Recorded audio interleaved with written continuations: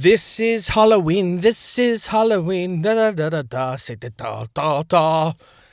Oh man, I don't even like that movie. The Nightmare Before Christmas. How dare you desecrate Christmas like that with your Halloween clay animation? Man, Tim Burton freaks me out, dude. Could you even imagine hanging out with this guy and all his creepy movies and visions? I mean, I've had to watch Edward Scissorhands so many times because it's a movie my wife likes. We haven't watched it in a while. Thank God. I mean, he was a monster, dude. He was like Frankenstein's monster. And I mean, I don't blame those bullies that thought he was a freak. How could you not? His hands were scissors. His hands were scissors. But they had him like a just scared, childlike, filled with childlike wonder. And then it tricked you into having compassion for him when the entire time everyone watching the movie should have been cheering for him to be stabbed in the heart with a stake or killed with his own scissor hands. Either way, he was immortal. He was still in that house on top of the hill, cutting bushes, wishing that it was actually human flesh, and he should have been taken care of. He should have been handled. He should have been stabbed in the heart with a stake and burned in a fire that cremates bodies. Incinerator. He should have incinerated that monster. But yeah, that's my review, and that is my review of Edward Scissorhands. And then you have Caroline. I mean, with the button eyes, these movies are for kids, which is just insane to me. I mean, there is no kid. Every kid looks at that and thinks it's freaky. And then their parents are like, it's okay. It's a kid's movie. You'll love it. And then it turns them into absolute weirdos. And you know that is the truth. And then we have Beetlejuice. Beetlejuice, super creepy. I mean, I get it. I get what's to love about it. I guess somewhat I get it. It's not like one of those movies where I'm like, oh man, let's watch Beetlejuice for the 100th time with their creepy faces. Like when they pull their faces and she has like eyeballs in her mouth. No, man. No. What did he do? What was he up to recently? I think I've talked about this on the show before when it came out. Lady Gaga, The Dead Dance. So Lady Gaga had to come out with her own Halloween song. He directed the video filled with creepy baby dolls. And I think Lady Gaga was a baby doll in that too. Wednesday, of course, just darkness. Dumbo. I didn't even know who's the executive producer of that. And I didn't see that. Dumbo's got to be one of the saddest movies on the planet. Why would that be enjoyable? Why would it be like, oh yeah, let's go watch them abuse a cute little baby elephant that they call Dumbo because he's an idiot with his stupid ears that make him fly. Frankenweenie, another clay animation movie, weird. Never saw Dark Shadows with Johnny Depp, but those guys are two peas in a pod. 2 peas in a pod, those weirdos. Sweeney Todd, the demon of Barber Street or something like that. Corpse Bride. I mean, this guy, his brain has to be... Maybe he likes it. Maybe he likes to think of horrifying things before he goes to sleep at night. They comfort him. He probably sleeps very, very well. Sleepy Hollow. Batman Returns. Need I say more? There was the entire... that was a scandal. Like, Batman did so well, Tim Burton came back, pretty much looking like Edward Scissorhands with his hair, and he was like, I want full control of the second one. And then he terrified children. Batman was barely in it. They just had a disgusting-looking Danny DeVito as a penguin with just like two weird deformed fins as hands, biting people's noses off, black blood coming out of his mouth. I mean, it is a truly horrifying. McDonald's partnered with them. McDonald's partnered with Batman Returns, and they even called all their McDonald's locations Gotham Cities. And they promoted the toys and everything. And then when the movie came out, people were horrified. Horrified to the degree that McDonald's had to issue a public apology because the parents were so disturbed when they went to McDonald's to pick up their Happy Meals with their movie souvenir toys and then headed off to the theater in order to scar their children with a movie that would haunt their dreams into adulthood. So, yeah, that was a good time. I mean, it is a disturbing film. And he eats fish, like whole fish, like dude. That's what he did. He did Batman, then he did Edward Scissorhands, and then he did The Returns, and got Beetlejuice. He directed Pee-wee's Big Adventure. No wonder why I hated that movie. I thought Pee-wee, I knew that dude was a creep. I instinctually knew when I was a child. I was like, there's something not right with that man. He is a creepy bastard. I bet he will pull his genitalia out in a public place. And my premonitions were correct. I can't believe he directed that movie. I don't know, a lot of people my age loved Pee Wee Herman. I mean, my wife even, when she told me she liked it and watched it, I mean, I started backing up slowly into a bush like Homer Simpson. Running for my life. So why am I throwing Tim Burton under the bus and taking a dump on all of his deranged movies? Because it's Halloween. That's why. So gather around, children. It's time for scary stories. A couple scary stories that have happened to me over my lifetime. I can just think of two. I don't think that there's been too many weird situations that could be interpreted as ghosts or things from the spiritual realm. But one thing that was terrifying, so in middle school, it must have been 7th or 8th grade. All right, I lived in the suburbs of Millard on the west side, closer to the country. And so things were being developed and stuff. There was new neighborhoods and everything, and I stayed over, me and another friend stayed over at our buddy's house.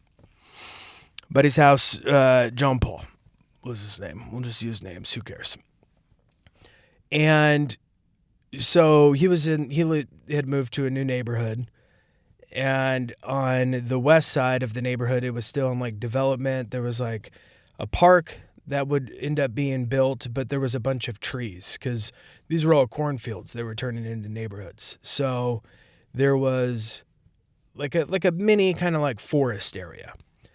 And, we're 14-year-old boys and we're craving adventure. So we ask if we can go camp in the woods. It's probably 4 blocks from my buddy's house. And, our parents were like, "What? Yeah, that's cool." I mean, this was the 90s. I mean, yeah, there were things going on like unsolved mysteries and serial killers were running about, but Where we were, we still rode our bikes to the gas station. We basically had free reign. Parents were still like, yeah, go outside and play. It wasn't like nowadays where they're like, lock the doors, get inside, don't make eye contact. Everyone is trying to rape you. And it wasn't like that. So, but my buddy's dad, where we were staying at, like that was our basically like our home base and where we'd walk all our supplies over to the forest. He was like, you are going to get scared and he's like, you better not be coming back at like 2 a.m. and waking me up or whatever. You guys better sleep through the entire night and all this stuff. And we're like, yeah, of course we will. I don't know if you've heard, but we're 14 now and we have a few hairs on our balls and coming out of our pits. So, hell yeah, we're ready for this adventure. So we went down, we went there, we set up camp. I mean, it was pretty cool. We even had like a little fire. I mean, we were just given the reins, let me tell you. We were making our own fire in a forest in a non-designated. This is why the 90s rocked. Okay, understand this. This wasn't at a recreational park, at a campground or anything like that. This was someone's property. Now that I think about it, I've never even thought of it like that until right now telling this story. Like this was someone like a farmer probably still owned this land. Or developers. I don't know, but it wasn't even ours. And we just walked into their land, into the middle of their woods, found a spot, set up a tent. We had BB guns and we lived like Huckleberry Finn. And you want to know what? It was awesome. It was. So then night drew near. The sun went down, the moon went up, the coyotes, they came out, they howled. In the distance, wanting easy prey.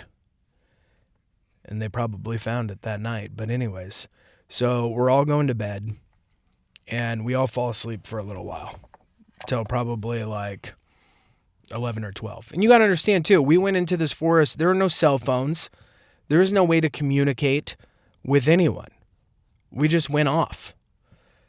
And made food over the campfire and everything. So we're sleeping and then we get woken up. All of us are woken up by the sound of like, the best way I can describe it is like a squeaky wheelbarrow. Like the wheel, it's squeaking, it's running over sticks and stuff like that. They're cracking leaves, it's making noise off in the distance. Because it's dead silent. There's nothing around, so we all wake up and hear this and we're like, what is that noise? Like it freaked us out. And we're like, I don't know, like, should we look out here? So we poke our heads out of the tent and we're looking around and then like off in the distance, probably like, I don't know, I want to say maybe anywhere between 25 and 50 yards, there is a light. And what it looked like is someone probably holding a flashlight, pushing a wheelbarrow, and then the light going, like moving up and down. So that's what we saw, a light, and it was kind of moving like it would when someone was walking. And we all saw this, all right, and it freaked us out. So we ran. We got out of there, dude. We ran as fast as we could. Through the forest, through cornfields that were on the north side of the neighborhood still that was being developed, like through the corn, dude, like, under the freaking full moon, basically, and got to the house, and the doors are locked. We don't have keys or anything, so it was our buddy's dad who's like, you better not come to this house and wake us up in the middle of the night. And it was probably like closer to midnight, because I know his parents were asleep. And so we're banging on the door, have to ring the doorbell or whatever. And he's like, I knew it. I told you or whatever. And we're like, you don't understand. There's a guy with a wheelbarrow and a fat flashlight, and he's coming to hit us with shovels and bury us in shallow graves. And so we went to bed, and then we woke up, and we went back there to go get all of our stuff and kind of looked to where we saw the flashlight to see if we could see anything that was unusual or at a place or like tracks from a wheel. Nothing. I mean, we didn't really know like where it was exactly. But we all saw it. We all heard it. We all ran. Now, if only one of us had seen it, the other two would be like, dude, shut up, go back to bed. There's nothing. You're a fraidy cat. But no, we all did. So that was one thing. Still don't know what it was to this day. It was probably that farmer walking out here. You know, maybe he saw the smoke from our fire, and he's like, what the hell is going on out here? Found our little campsite. So we packed it up. So the other thing is, so that's the story of the wheelbarrow flashlight. Now that is a terrible name. Damn. I gotta think about that a lot harder. The second story on this Halloween is when I first got married. When we first got married, my wife and I, when we were 22, I had rented prior to being married, and I was living there by myself for just a few months, rented this house that was built in like the late 1800s, like 1890 or something like that, in Old Millard, in Omaha, Nebraska. And it was a cool spot. I liked it because it was kind of like, you know, a house by now a commercial area. So you could walk to a strip mall where there was the greatest pizza place of all time, Bernie's Pizza. You would walk in there. It was open since the 70s. And this is like 2006 or 7. And you would still walk in there. Nothing had changed. Everything was still 1970s. It even had like the board with the prices, with the felt, with the numbers that you stick in. Everything was just super cheap. I mean, like you could get like a mug, like an ice cold mug where the mug was frozen of beer for like $1.50. All right. It was Bernie's recipe, his pizza. It was just awesome. So you could walk there. There was a bar in the strip thing. It was right by a music store. Like that was in the backyard of this house. Then there was Dairy Queen behind the music shop. And then on the corner next to the house, well, there's a house right next door, and then there is a building right next to it that was just like this, almost, it was like the size of a shed, basically. And I don't even know if it was a house. I mean, it was really small, but it was a cigarette shack. And it was a cool spot, so that's why I wanted to live there, even though the house was insanely old and insanely frightening. I mean, it was rough, dude. The basement was damp, cold, smelled like sulfur. My wife hated this place. So I lived there for like a little while, and it was weird. Like one time, you know, after going out all night and partying with friends, came back and I'm going to sleep, and then I wake up and, you know, it was probably around like 3 a.m., 4 a.m., and in the corner is just like, it just seemed like there was like this black, dark presence thing or whatever. But I was tired, so I was like, yeah, I'm going to bed anyways, even though it was freaky. I just rolled over and went back to bed. So that was that. So then, you know, we get married. My wife moves in, and she hates this place. She is like, not at first. Like when I was living there, she would stay over, come, you know, all that, hang out, and she didn't have many complaints. But then once living there, she was like, just felt like she couldn't get anything clean. Like it was an old house, dude, and it was small. And so come to find out, it was a railroad house when they were building the railroads. And like a bunch of people that would come work on the railroad and travel, they would stay in this house. And then like a lot of people would die, you know, because it was back then and hard work. And in the family room, there used to be a big, like I was all told this by a lady that came to a garage sale which we will get to. And it was like, it would be like a big plate of glass window. And when someone died, they would put the body in the casket in front of that window inside, and then people would walk by, look at the body, pay their respects. That was a thing. So yeah, we ended up finding that out. So this house had some history. So my wife hated it, hated the basement. I didn't like the basement either. There was a bathroom down there. It was a shower of nightmares, dude. It was like a shower that the clown It would wash up in. So my wife never stayed there. I was traveling a lot, doing stand-up. And when I left, she would go stay with her parents.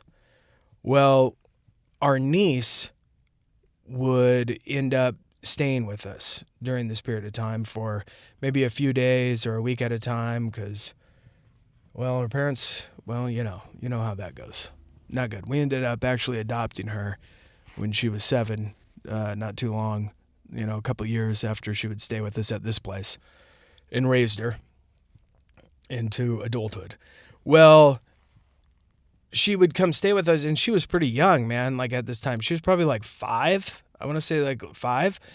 And so the one time my wife was going to stay the night there at the house, it was because our daughter was, our niece was staying with us. Well, I had to go out of town. At this time, it was a great time to be alive, let me tell you. There was a Blockbuster not too far away. That's right. You could go to a store, walk around, pick up a movie. It was the way God intended it to be, not with all the streaming. So they went and got a movie. They come back. They're going to walk inside. And then my niece goes, Paigey. And my wife's like, what? She's like, I don't want to go in there.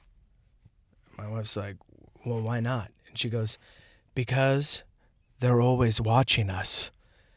My wife freaks out. They don't even go back inside. They just, she's so creeped out because it's a 5-year-old, saying this. They're always watching us. And my wife has already thought that the whole house had a weird vibe. So they go stay at my wife's folks' place. I come back and I'm like, don't worry, after the year's up, we'll move out of here. So getting closer to the year being up, and we're going to move to a nice apartment that had been being built. Well, it was kind of like one that this guy owned that was older. Then when that was done, we were moving over there. So anyways, we're having a garage sale. My wife leaves to go get some more change, and I'm manning the garage sale. This woman comes up, and she goes, you live here? And I go, yeah. And she goes, yeah. What do you think about the ghosts? And I'm like, what? I'm like, what are you talking about? She's like, the ghosts. She's like, I used to live in this house with my daughters, and we saw the ghosts all the time. And I was like, you don't say. And then she went on to tell me how it was an old railroad house, how they would have the plate glass, the dead bodies, they'd display them. So people could say, see in a few. And I talked to her a little bit more, and I was like, dude, that is crazy. So I told her that story, and then she had just said similar things too, like a dark presence and all that. I'm like, that is wild, man, because I didn't really care or think anything about it. And even after, if that lady came and did that, and that happened to me again when I was sleeping, I would still roll over and go to bed because Daddy needs his sleep. He does. And then I did not tell my wife this until we moved out of that place because why? Why throw gasoline on the fire? It was affecting how I lived there too. I didn't need her to be even more freaked out when a mysterious lady, she didn't even buy anything at the garage sale. She just came to tell me about the ghosts and then left. And then she was like, okay, see you later. And then I turned around to help a customer, and I turned back and she was gone. And that part is not true. I saw her large body waddling to her vehicle. And yeah, man, those are the two. Those are pretty much the only two that I can think of. Like, I don't think that there were, I mean, of course there were the times where I stayed the night at a friend's house and we watched that horrific movie Candyman, where you say Candyman 3 times and he appears and kills you and has bees coming out of his mouth. And I would not go pee with the door shut. The lights on, the door open, taking a pee at the age of 10 at my friend's house, not caring if his parents walked by. Couldn't even look at the mirror, avoided it at all costs. But that's just trauma. So not really a scary story. So on that note, man, if you have any scary stories, send them to me. I'll read them. I'll read them on the show next week. If you have a story that you want to share, email austinandersonshow@gmail.com. And on that note, have a happy Halloween. That was so douchey, but it felt right in the moment. This is the Austin Anderson Show.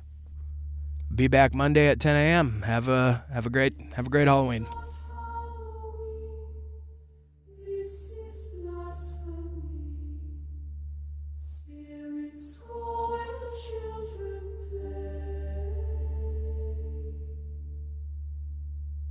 This is not fantasy, this is sorcery. Masks and monsters lead astray.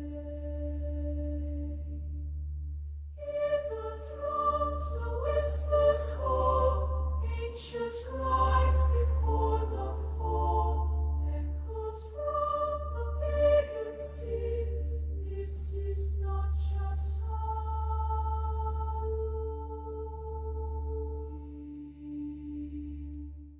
I am the ghost of a druid's fire, calling souls that the dark requires. I am the mask with a hollow grin, drinking hearts to let night in. This is Halloween, cloaked in fun but born obscene. Once for death, now sweet and neat, but evil hides beneath the treat. Say the name, light the flame, mock the grave, it's all the same. Children dance while demons gleam.